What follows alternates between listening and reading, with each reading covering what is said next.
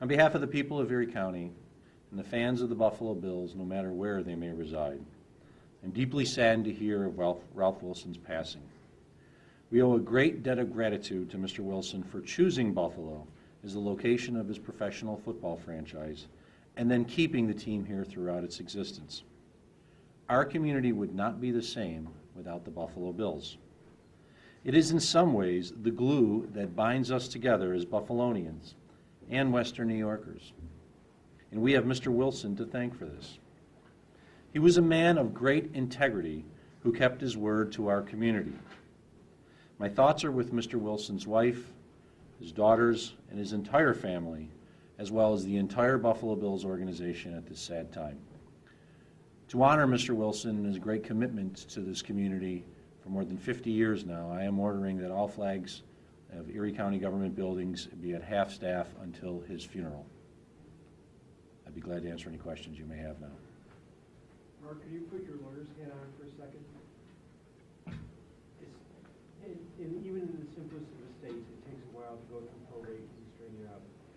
Just from your own observation, an estate as complex as this, are we talking years till it gets straightened out, till the team could even be for sale?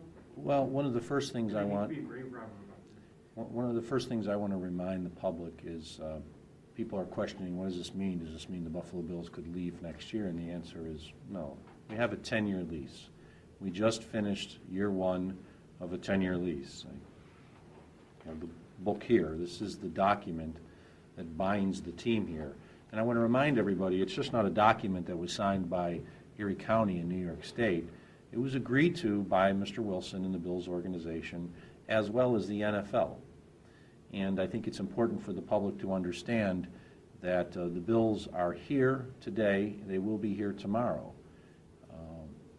We are, from the day we're born, we know that there's a destiny that we all share.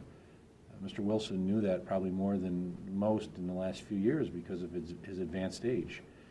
For many years, he said he wanted to keep this team in Buffalo. He honored that commitment, and he entered into a lease agreement that does that, even though he's now passed on.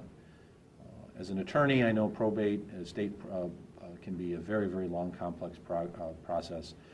I'm going to leave that up to the individuals associated with Mr. Wilson's estate to speak more about that. But I do want the public to understand that the Buffalo Bills are here because of Mr. Wilson, and I believe they will be here for many, many years to come because of the things that Mr. Wilson has done recently by entering in the new lease agreement, which assures this team will be in Buffalo and Western New York for many years to come. What sort of personal interactions do you recall in this?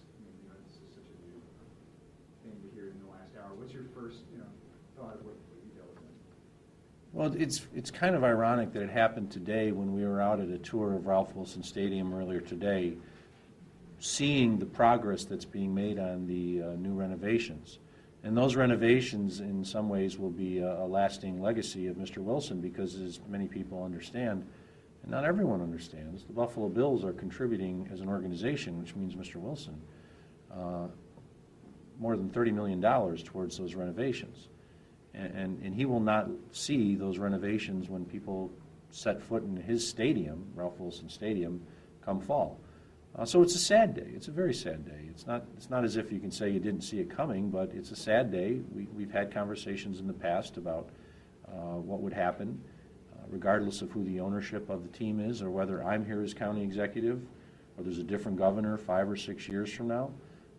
The lease was put in place to ensure that no matter who is the figurehead, so to speak, that other people could be guaranteed that the team would be here, whether I was county executive or not.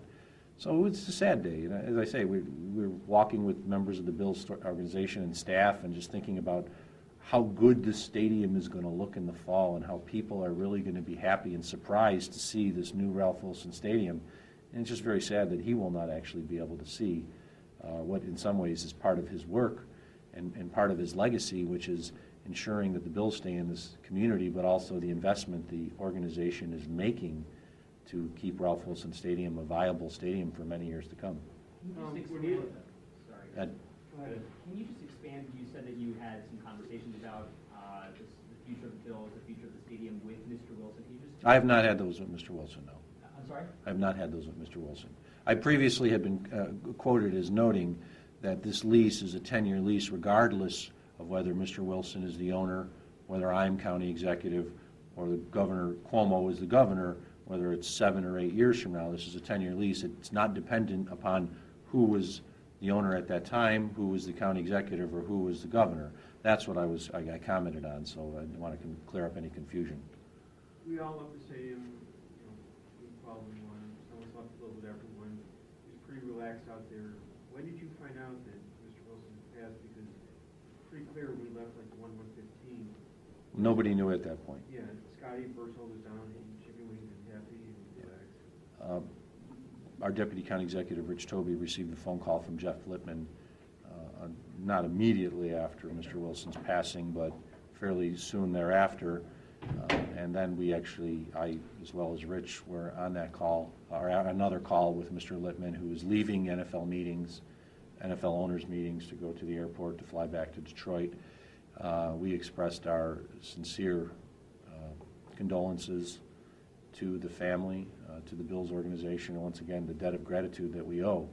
So that's why I say it's very sad that this happened on the same day that was in some ways a joyous day, as we're celebrating the future of the Buffalo Bills in this community and the future of Ralph Wilson Stadium, to then, not too long thereafter, find out that the person the stadium's named after, the owner of the Bills, is no longer with us. It's just kind of a crazy, silly occurrence and how it happened on the day, but it tells you that it wasn't necessarily expected. It's not like we had reports from the family that he was gravely ill and this could be the day. That's not how it was. Have you ever met the man yourself? Or what? No, not as county executive. I actually met him years ago prior to being county executive when I was just a fan. But when I was at a game, and he was just very gracious. I came up to him and he was very nice, and it was during the Super Bowl years. I said, "We're going to get it this year," and he said, "Yes, we are." I did not have an opportunity to meet him when I was county executive. Almost all of my conversations are with Russ Brandon, who is the president and CEO. Mr. Wilson understood that as his health was declining, that the day-to-day operations needed to be turned over full-time to Mr. Brandon, and that's why he was named president and CEO. And, of course, Jeff Lippman, who's the treasurer of the organization, certainly have talked with Russ and Jeff many, many times on numerous issues, and we've continued to as time goes by. And I'm sure we will continue in the future as time goes by, as we finish the renovations and contemplate the future of what will be done as we've got this new stadium working group committee. I'm sure that'll still move forward. It's just that the person who is the reason we're all here today, celebrating the Buffalo Bills for more than 50 years, is no longer with us, and that's a sad day. A lot of people are actually really worried that eventually, because he's the only reason the Buffalo Bills are here, that they will eventually leave. How do you feel about that? I disagree. I don't believe he's the only reason. He is the reason they're here in the first place, but he's not the only reason that they're still here. The Buffalo Bills are a key component of the NFL. If you talk to other owners, if you talk and you hear the reports, they understand the importance the Buffalo Bills have to the NFL, the support that the Bills have worldwide. You think about the individuals who are Bills fans who don't live here anymore, but they're like us watching the football games, whether they live in Miami, Paris, L.A., Japan. I've got a friend that I grew up with in my hometown of Lackawanna who lives in Japan, and he's up at the late hours of what would be the evening watching the Bills games, and he's sitting there sweating it out just like the rest of us. So I think it's fair to say the Buffalo Bills organization will always be connected to Ralph Wilson one way or another, even though he's no longer with us. Our community will always be connected to him. But his stamp of approval in putting this team here and keeping it here over the years and showing that an NFL team can succeed in this market is something that we can take forward no matter what the process is in the future. It's going to be pure speculation as to what might happen with the sale of the team, and I'm not going to sit here and speculate. But I think it's fair to say it's important that anybody who understands what the Buffalo Bills mean to Buffalo, and I think what Buffalo means to the Buffalo Bills, it's in some ways a symbiotic relationship, and I know it's something that the NFL is very proud of. because this is a market that is a very successful market for professional football and will continue to be. Can you just perhaps address the failing health of also Jim Kelly as well? I mean, this is kind of, you can't really talk about Buffalo Bills today without talking about Jim Kelly at least too. Cancer is a very insidious disease that strikes young and old. It strikes the wealthy, it strikes the unknown. And it's very sad to see someone who we all knew as being this very strong individual, this leader on the field and a leader in the community, and to see the pictures of him in the hospital bed with his children is just so sad. And it just reminds us that it doesn't matter who you are, cancer can hit you. Whether you're a 4-year-old like Ben Sauer, who thousands of Western New Yorkers came together to show our support for, or Jim Kelly. Everyone has got a story about cancer. I mean, my brother last year had his kidney removed because of renal cell carcinoma. He's younger than I because of cancer.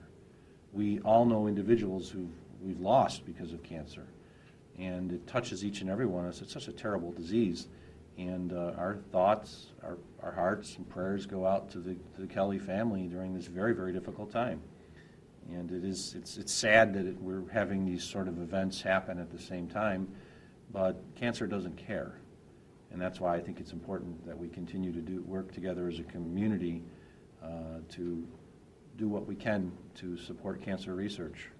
And I think that was one of the wonderful things that came out of the Blue for Ben campaign, is not only is this helping the family, but other residual amounts will go to Roswell Park for cancer research. We have this wonderful cancer research center here in Buffalo. There's wonderful cancer research centers across the world. I think if you talk to each and every one of the individuals, they're not going to stop working until they're able to find a cure for this disease. And it's just sad that people that we know personally, or someone like Mr. Kelly, is dealing with this, and all I can say is our hearts and prayers go out to the family during what is an exceptionally difficult time, as it goes out to each and every one of the families out there in Western New York who are dealing right now with an individual who's suffering from cancer. It's probably the most non-discriminatory disease that's out there, because it doesn't matter who you are, it can hit you. Do you expect, I mean, the future of the Bills is going to be an overriding question. You're not going to be able to escape until there is a new owner, until there is some answer about whether there's a new stadium or the current one is renovated again, whether, you know, there's another lease signed. I mean, is this going to be an overriding question that's you, Byron Brown, Governor Cuomo, everyone's going to be dealing with? Well, the future of the Bills is something that we've been dealing with for quite some time now. As I said, when I first took office as county executive, my first executive order, or one of the first batches, I can't remember if it was exactly number one, but the first group I signed on day one was to commence the process that was necessary to ensure that the new lease would be entered into, and it wouldn't be just a short-term 1 or 2 year lease, but would be a longer lease. And I'm fairly confident that these are discussions in some ways that date back to the original lease that was entered into, I believe, by County Executive Rath. And you think about the long-term relationship that the Bills organization has had with Erie County. It's more than 40 years since the Bills first set foot in what was then Rich Stadium, which is now Ralph Wilson Stadium, and the conversations that had at that time, and the conversations that were held during the Gorski administration for a 15-year lease, and whether that would be the last lease that we'd ever see the Buffalo Bills in Western New York. And then we spent many, many, countless hours and effort to reach this latest lease, which is a 10-year agreement, which has some ironclad terms in there that keeps this team in the town. It's a discussion that's we've been having as a community for some ways for many, many years, and it was one of the paramount items on the table, so to speak, during the last lease negotiations. I thought it was important that we have a lease that was of a substantial term. We were not building a brand new stadium, so it didn't make sense to have a 50-year lease as if you would, or 40-year lease if you're building a brand new stadium. But these renovations were substantial, and certainly as we walked about Ralph Wilson Stadium today, talked about how good the bones are of this stadium. They may be a little old, but it's really in great shape. And those are the conversations we'll continue to have, regardless of who's owning the team. I know those are conversations we're going to have. There's many people that are worried about this and have been for some time, starting with the individuals associated with my administration. And just because we finished that lease, it was a 10-year lease. It wasn't a 50-year lease, so we knew we'd have to pick up these discussions again in the future. It's one of the reasons why the new Stadium Working Committee was a joint agreement between the Bills organization, the county, and the state, because we knew we'd have to discuss whether we need a new stadium, what will be the needs for the Bills organization and the community going forward. And I think that's an enduring legacy of Mr. Wilson. Is he could have said no. There's no reason for me to worry about a new stadium working group community.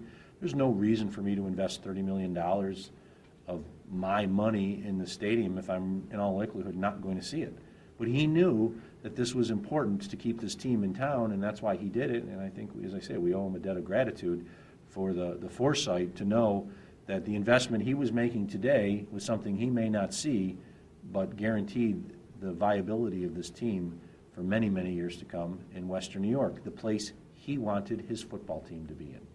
Can you, Rich, explain, I know there's a $28.3 million penalty if whoever owns the Bills were to leave during most of the years of the lease, except for year 7 when it drops down. What is? No, it's the Bills, we have a lease which provides that if the team should attempt to leave, we can go to a court of law and get specific performance / an injunction to keep them here.